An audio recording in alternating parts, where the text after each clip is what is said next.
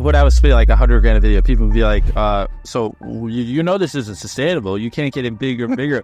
And I was like, I remember telling people, I was like, no, there's going to be a day where I'm spending over $1 million a video. And people thought I was crazy. They're like, no way you could ever sustainably, like every video, spend $1 million. It doesn't even like make sense. $1 million is like a cheap video at this point for us. You know what I mean? What's the most you spent on a video?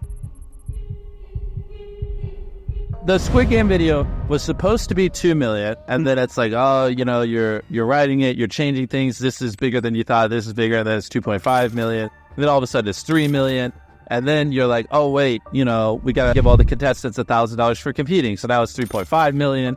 And then it goes a couple of days longer. And like, you know, a lot of people don't know if they can stay. And so then you pay them a little extra. And all these little things just like add up. Yeah, it ended up being like a little over $4 million.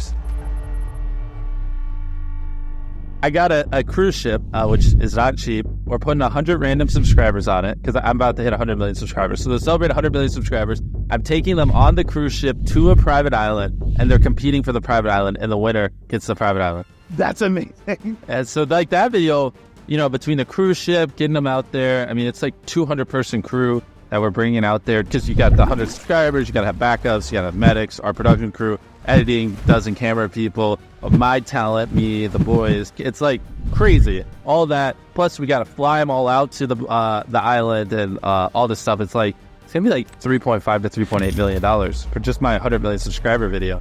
And so it's like those big budget videos are becoming way more common. Like, and then the video we're filming right after that is recreating Willy Wonka's Chocolate Factory in real life, which I think is phenomenal. You know, because we launched our chocolate bar, Feastables, and that sold like crazy.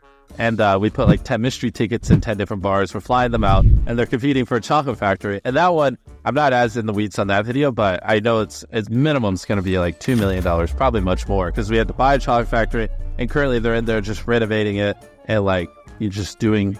I don't even know how to explain it. I feel like we're having to create trees out of candy. So you bought it and like factory. Did you buy the cruise ship too? No. The cruise ship we rented. We're not that crazy. Well, go on. So, what is buying this chocolate factory? Yeah, so we got a factory. It took forever because we had to find, you know, the right size factory. There's some that are more vertical, some that are more sideways, obviously. And we found one that I was like, yeah, you know, this is within the budget. Obviously, if I had unlimited money, I could have gone and bought like a $20 million factory or warehouse, and it would have been crazy. But, you know, I have some type of constraints. So it's really finding something that, you know, I could buy for like $1 million and then just renovate, as opposed to buying something like that's 5 to 10 million. So we finally found it, and then, you know, we're mapping out. We're like, okay, here's where the chocolate river should go. Here's where the candy trees are. Here's where they should walk in. Here's how we're going to redesign the outside so it looks like Willy Wonka and all this stuff. And one of the bits we're making like the world's largest can of Coca-Cola. It's cool. It's going to be a really good video. But yeah, they're getting pretty crazy price-wise. You're not only renting cruise ships, but you're buying and giving away islands. Well, we're terraforming an island. This island, we have to import a couple hundred trees because it was uglier in person than online. We're importing like 10,000 pounds of sand. We're having to build the beach.